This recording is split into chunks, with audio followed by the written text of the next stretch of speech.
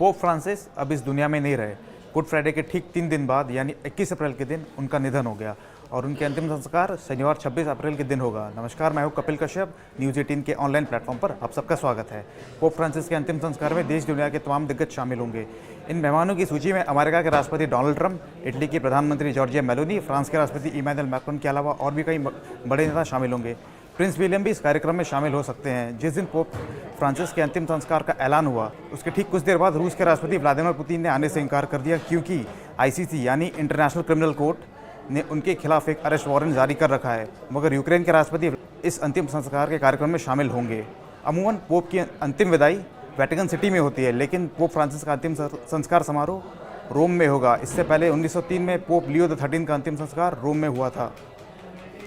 भारत की ओर से न ही प्राइम मिनिस्टर मोदी और न ही एलओपी राहुल गांधी समारोह में शामिल होंगे, मगर राष्ट्रपति मुर्मू और केंद्रीय मंत्री किरण रिजिजू इस समारोह में शामिल होंगे।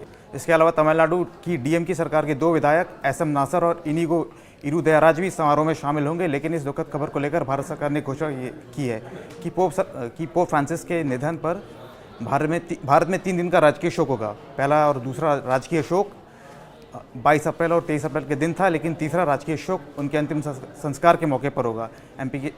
एमपी के मुख्यमंत्री डॉक्टर मोहन यादव, यूपी के मुख्यमंत्री योगी आदित्यनाथ और केरल के मुख्यमंत्री पिनाराई विजयन ने भी अपने अपने राज्यों में राजकीय शोक का ऐलान किया है।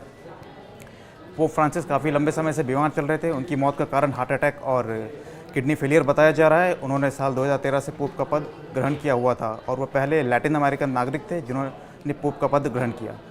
धन्यवाद।